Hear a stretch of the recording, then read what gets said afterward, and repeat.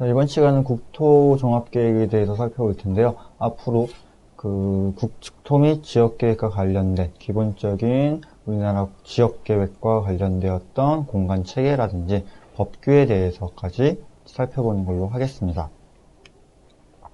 그래서 기본적으로 도시계획의 개념을 먼저 한번 살펴볼 것이고요.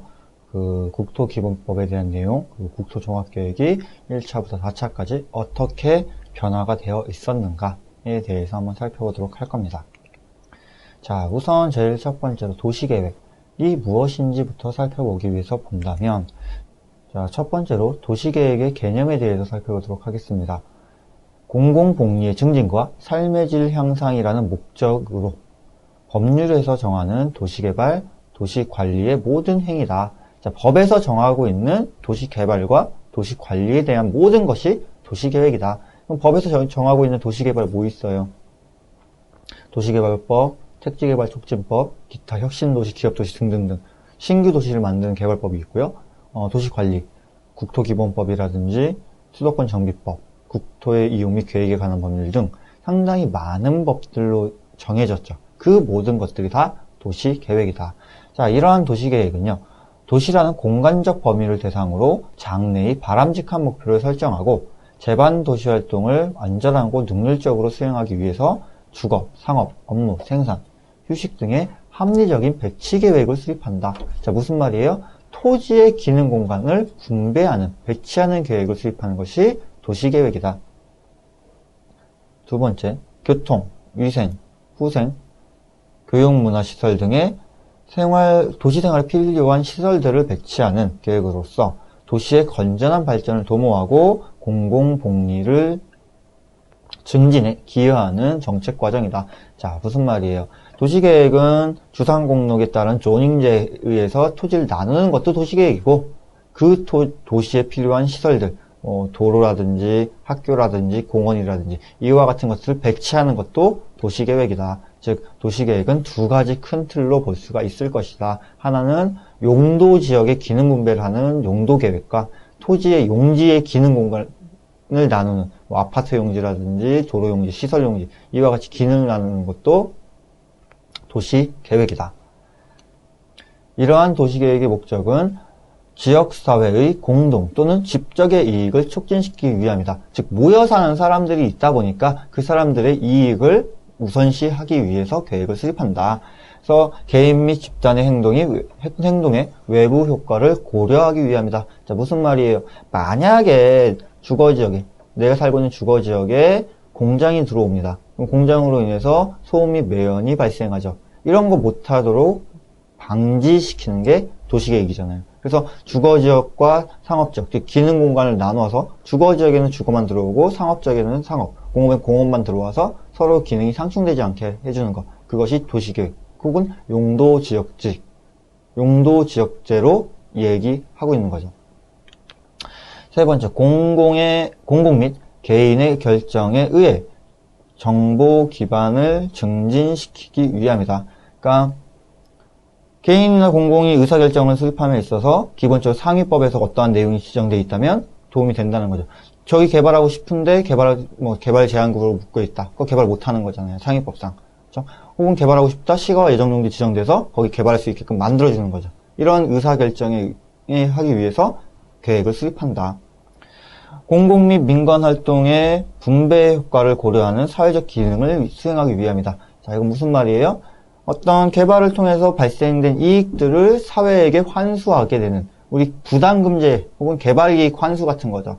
어떤 기업인 어떤 업체가 도시를 개발했다고 쳤을 때 그런 부분들을 일정 부분 사회에 환원하게 되는 과밀부담금제와 같은 그와 같은 제도를 통해서 도시의 사회적 기능도 만드는 것이 도시계획이다. 지금 제가 얘기하고 있는 것들이 앞으로 저와 함께 수업할 내용들의 기본적인 토대가 될 겁니다.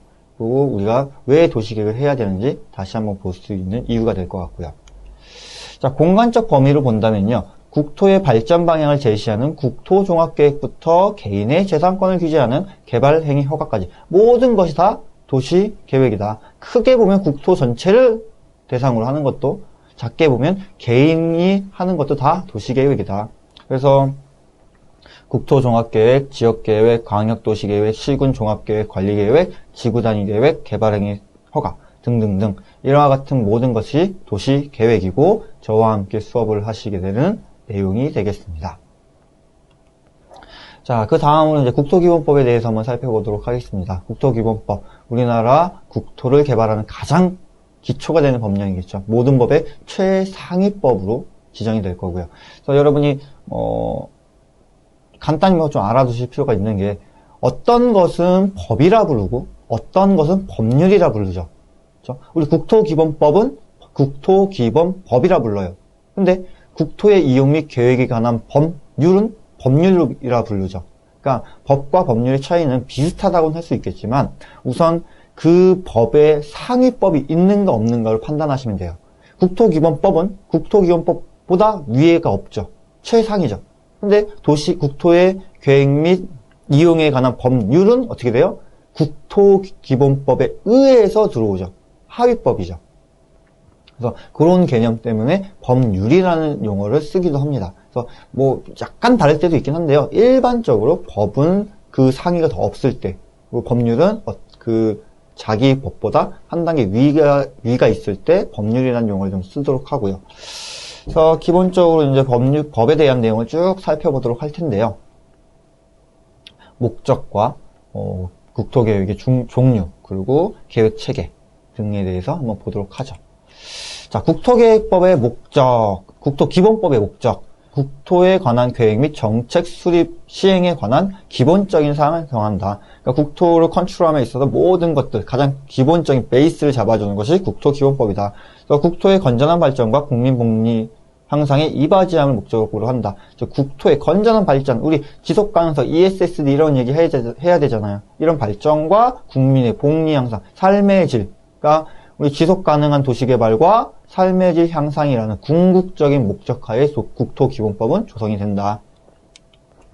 자, 국토계획. 국토를 이용, 개발 및 보존함에 있어서 미래의 경제적, 사회적 변동에 대응하고 국토가 지향해야 할 발전 방향을 설정하고 이를 달성하기 위한 계획이다. 즉, 우리가 가지고 있는 삶의 터전인 국토를 어떻게 이용하고 개발할 것이며 보다 좋게, 사회적, 경제적으로 보다 좋게 만들어야 되고 미래에 남겨줄 수 있는 유산으로까지 생각하면서 그와 같은 계획을 어떻게 수립해야 되고 실행해야 되는지 다 이야기하는 법이다. 그래서 국토기본법에는 국토종합계획, 도종합, 시군종합, 그리고 지역계획, 부문별계획 크게 5가지 위계로 법령이 정리가 된다. 세 번째로 국토계획의 구분입니다. 국토종합계획은 도종합 및 시군종합계획의 기본이 되며 부문별 계획과 지역계획과는 조화를 이룬다. 즉 무슨 말이에요? 국토종합계획은 그것보다 하위에 있는 도종합과 시군종합계획의 상위법이 되는 거고 부문별 계획과 지역계획과는 조화를 이루는 수평적 계획이 되겠죠. 하나의 법에서 다루고 있긴 하지만 그 내용을 정리를 다시 해본다면 국토종합계획은 가장 상위에 있고요. 그 상위법에 의해서 도종합이 나와야 되고 시군종합이 나오는 거죠. 그렇죠? 국토종합계획과 지역계획, 부문별계획은 서로 조화를 이루어서 하나로 만들어질 수 있는 것이 기본적으로 구조다. 자, 국토종합계획. 국가가 국토의 전체를 대상으로 장기적인 발전 방향을 제시한다. 자, 장기적인 발전 방향, 우리 20년 단위로 보이죠? 하나의 계획을 수립하는 데 있어서 20년 동안 바라볼 수 있는 계획을 수립해야 된다. 자, 도종합계획. 도의 관할 지역을 대상으로 그 지역의 발전 방향을 제시한다. 즉, 국가는 국가 전체였다면 도는 도만 보면 되겠죠. 자, 그러면 시군은 어때요? 시군만 보면 된다는 거죠. 그렇죠? 그래서 시군종합계획은 특별시, 광역시 또는 시군의 관할 지역을 대상으로 공간 구조와 단기 발전 방향을 제시하는 계획으로 국계법에 의한 국토의 계획 및 이용에 관한 법률에 의해서 수립되는 도시계획이다. 자, 기본적으로 시군종합계획과 우리 국계법에서 알고 있는, 여러분이 많이 알고 있는 도시군 기본계획, 도시군 관리계획은 서로 동일하다라고 보시면 될 것 같아요. 자, 지역계획은 특정한 지역의 특정한 정책 목적을 가지고, 즉 지역계획이라는 건 어떠한 특별한 지역의 특정한 지역의 특별한 정책 목적을 가지고 수립한다. 가령 우리 이런 거 있겠죠. 뭐 태백에 있던 철강업 같은 경우 과거에 되게 번성을 했어요. 근데 시간이 지나면서 쇠퇴를 하죠. 그러면 태백이라는 곳은 특정한 지역이죠. 우리나라 국토에서 태백과 같이 별도의 그런 영향력을 끼치고 있는 도시가 없으니까. 그러니까 그런 곳에 특별한 정책, 뭔가 지금 점점 낙후가 되고 침체가 되니까 거기를 부응하기 위한 어떠한 전략을 수립해야죠. 그런 것들이 지역계획의 하나의 범주다. 지역계획은 이제 다시 좀 디테일하게 들어갈 거예요. 뭐 광역권 계획이고, 무슨 수도권 계획이고, 특정개발지역, 뭐 등등등 여러 개의 분류가 있습니다. 그런 내용들은 다시 한번 디테일하게 들어가 보도록 하고요. 부분별계, 국토 전역을 대상으로 특정 부분에 대한 장기 발전 방향. 어떤 거예요? 국가 기관만 건설 계획, 국가 항만 계획, 국가 뭐 철도 계획, 이런 것들. 어떤 하나의 부분에 대해서 컨트롤하는데 국가 전체를 봐야 되는 거 있죠. 우리 고속도로 같은 거, 뭐 고속도로 정비방 같은 것도 보면은 국가에서 컨트롤하면서 고속도로는 하나의 주제로 보잖아요. 이런 식의 것들, 뭐 댐 건설에 관한 것들, 원자력에 대한 것들, 이런 것들이 다 국가에서 컨트롤하지만 하나의 부문별로 봐야 되는 것이 부문별 계획이다. 자, 그럼 지금 제가 얘기하고 있는 부문별 계획이나 지역 계획은 어쨌든 국토종합계획이라는 것과 함께 어우러져서 조화를 이루어서 만들어져야 되고, 시군종합계획이나 도종합계획은 국토종합계획에서 제시하고 있는 방향과 부합하게끔 그 해당 시군 지자체의 개발을 도모해야 된다는 거죠. 그래서 그 관계들, 국토종합계획 밑에는 도종합과 시군종합, 옆에는 부문별과 지역계획이 있다는 거. 이렇게 해서 그 국토기본법의 기본적인 구조 이해하시고요. 그림으로 보면 이렇게 되겠죠. 국토종합계획은 가장 상위에 있는 계획으로 이 계획의 하위 계획으로는 도종합과 시군종합이 있다. 우리 시군종합은 또 어디로 빠져요? 국토의 계획 및 이용에 관한 법률을 빠져서 도시군 기본계획과 관리계획을 수립하는 거고요. 자, 도종합보단 위적. 그 위에 누가 있다? 지역계획과 부문별계획. 즉, 국토계획과는 서로 조화를 이룰 수 있는 레벨로 돼야 되고, 부문별계획은 국가기관망, 즉 도로 같은 것들, 주택, 수자원, 환경, 문화, 정보통신 등의 하나의 기본적인 팩트에 있어서 계획을 수립해야 되고, 지역계획은 수도권 발전계획, 광역권 개발계획, 특정지역 개발계획, 개발촉진지구 개발계획, 지역종합개발지구 등이 있다. 또 여기 하나가 더 들어오죠. 타법에서 정하고 있는 법령들. 그러니까 우리가 법이라는 게 되게 복잡해요. 법이라는 게 되게 복잡하고 말도 많이 바뀌어요. 우리 간단한 예로 수도권 발전계획이죠. 그렇죠? 지역계획은 수도권 발전계획인데 수도권 정비법에 의해선 수도권 정비계획을 수립하죠. 광역권 개발은 지금 현재 광역권 개발인데 여러분이 많이 들어보던 지금 현재 추세에서는 초광역권, 뭐 광역경제권 이런 것도 많이 들어보셨죠. 그건 국가균형발전특별법에 의해서 진행되는 거고, 여기 지역종합개발지구 같은 경우는 제4차 국토종합계획이 수립되면서 우리 혁신도시, 기업도시 만들었죠.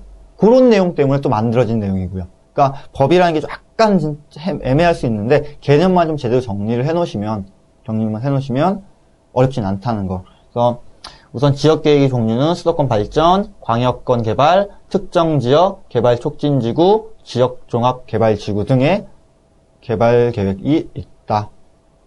자, 기본적으로 관계를 보면요. 국토종합계획은 20년 단위로 수립하고요. 20년 단위로 하고 도종합 및 시군종합계획, 지역계획 및 부문별계획은 국토계획의 수립 주기를 고려해서 그 주기를 정한다. 그러니까 기본적으로 국토종합계획은 20년 단위로 수립을 하는데 기타 이제 그 밑에 있는 하위 법령들은 따라가야겠죠.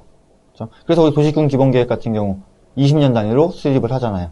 그래서 국토종합계획이 바뀌면 그에 따라서 이제 약간의 수정과 변경을 해야 된다. 이런 것들이 기본적인 내용이 되겠네요. 자, 다음으로 이제 국토종합계획이 어떻게 변화를 가졌는가. 그 변천에 대해서 한번 살펴보도록 하겠습니다. 우리 과거부터 있었던 국토종합계획, 국토종합개발계획이 어떻게 달라지는가. 그거에 대해서 한번 보죠.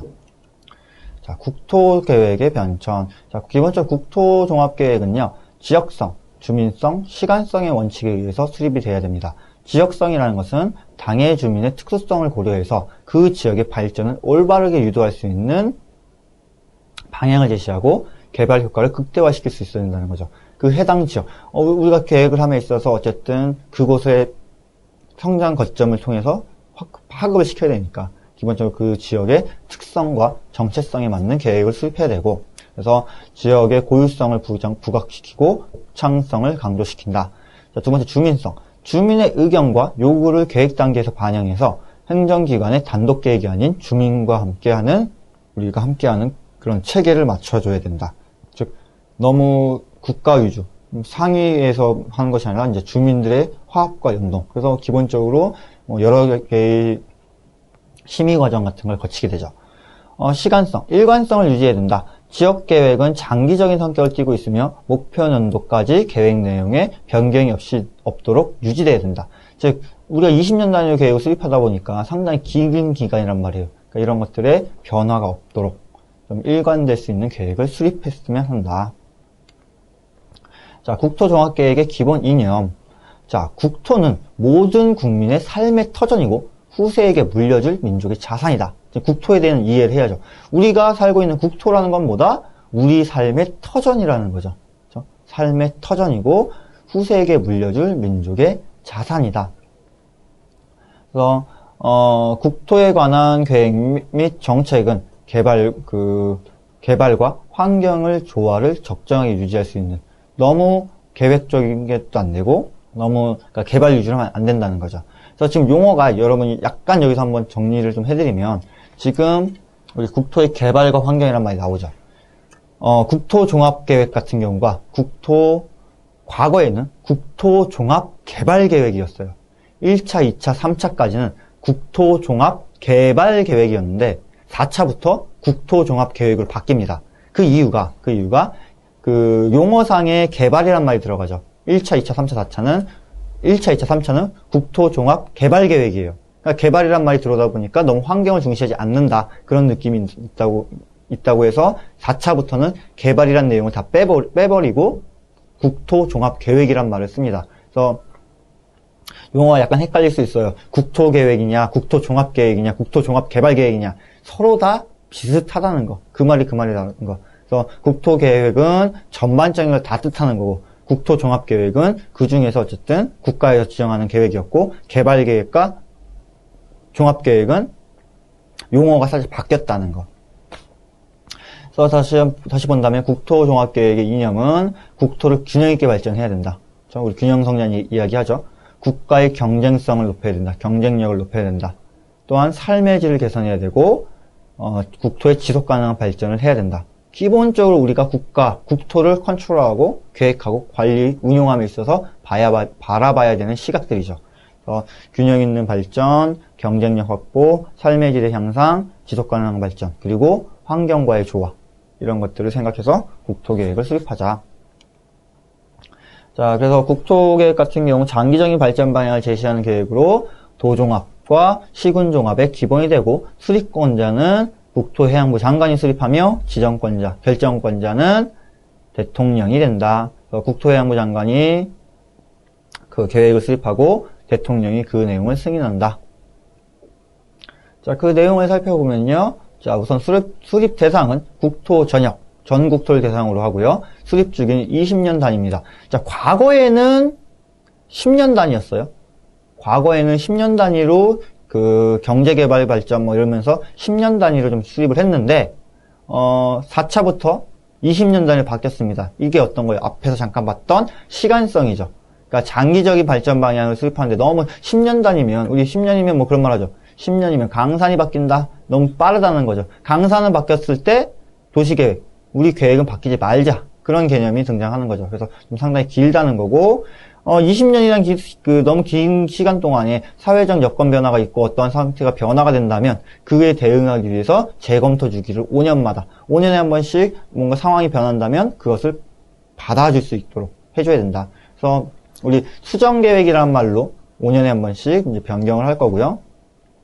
그런 근거는 국토기본법 제6조에 따라서 진행되고, 제 계획의 내용은 국토의 현황 및 여건 변화, 그리고 전망에 관한 즉 지금 현재 우리나라 국토가 어떻게 생겨먹었냐, 그리고 어떻게 바뀔 것이며 앞으로는 어떻게 될 것이다, 이와 같은 것들에 대해서 정리하는 게 국토기본법에 의한 국토종합계획이다. 자, 기본적으로 그 경위를 한번 살펴보면요. 1950년대 6.25 전후 복구 기간입니다. 자, 50년대부터 나온 건 왜 그래요? 국토기본법은 누가 수립해요? 국가, 정부에서 수립하는 거죠. 우리 이전에는 없었잖아요. 그죠? 그러니까 정부 수립 이후에 개발계획을 수립하고 1960년대 국토계획의 기본 구상을 수립했다. 어떻게 우리 개발할지.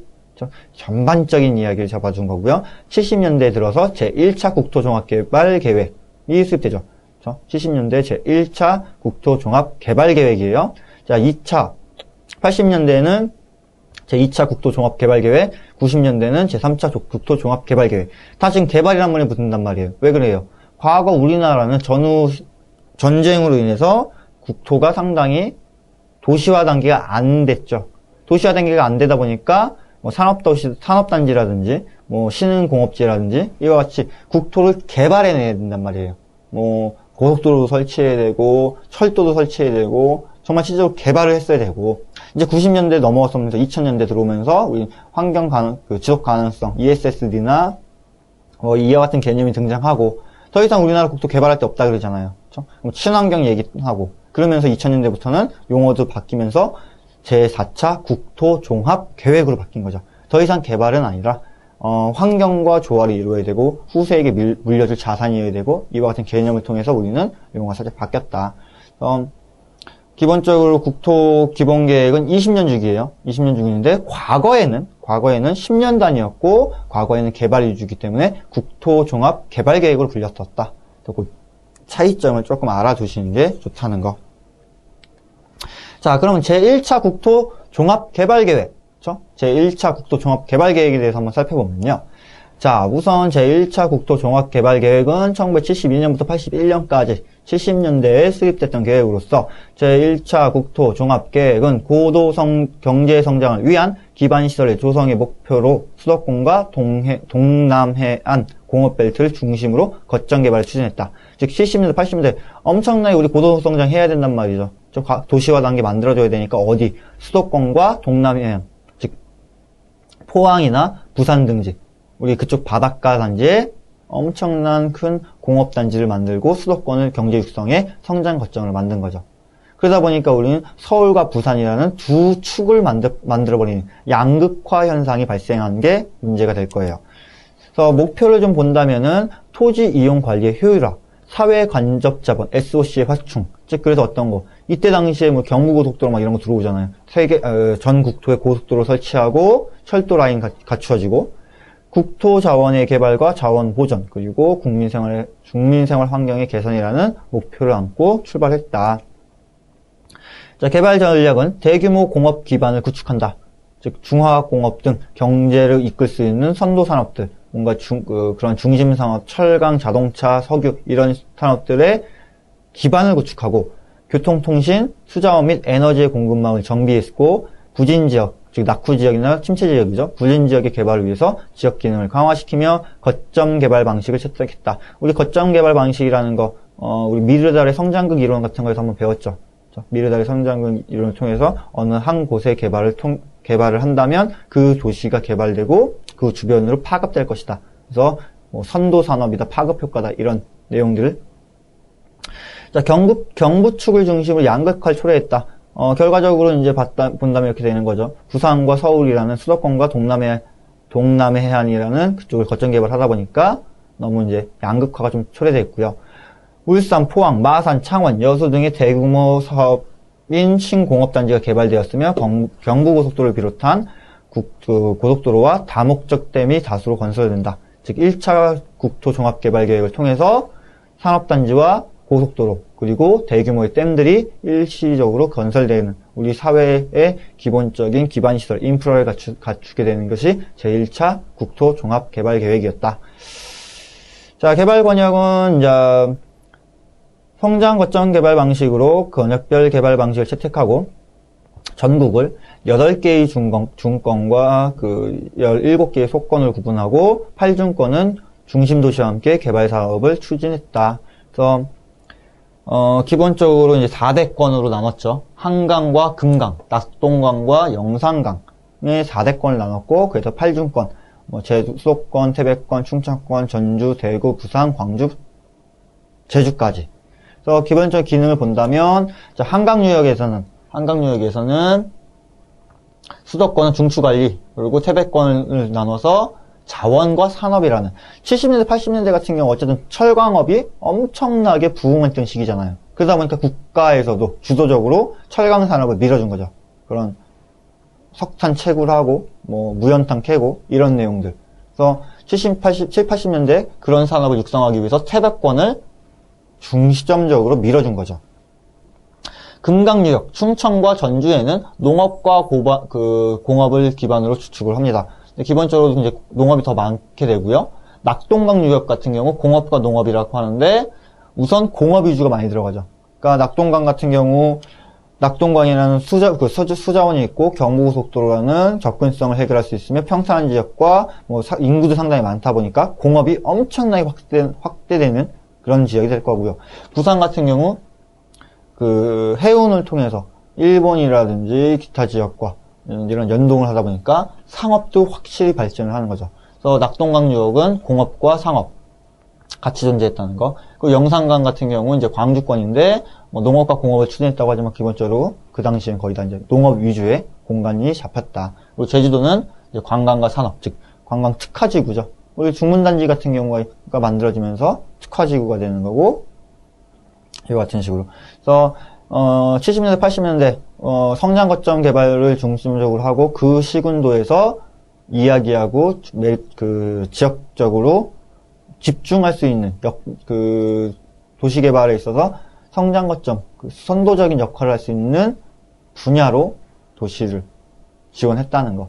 이것이 제1차 개발이고요.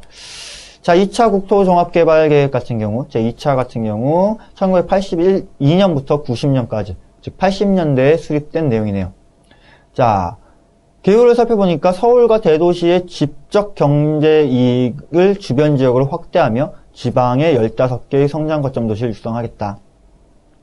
1차에서 이제 큰 도시만 봤는데 2차로 들어오면서 조금 더 작게 보자.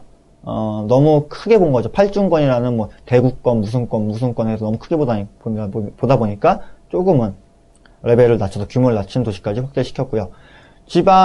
인구의 지방 정책이 실현될 수 있도록 생활 및 산업 환경을 정비하는 개발 전략이 필요했다. 자, 1차에서 수도권과 부산권 지역에 엄청난 개발을 하다 보니까 많은 사람들이 서울로와 같이 지방 인구가 많이 빠져나가죠. 그러다 보니까 지방 인구를 갖춰주려면 어떻게 해야 돼요? 지방의 삶의 환경을 좋게 만들어야 되죠. 그런 내용이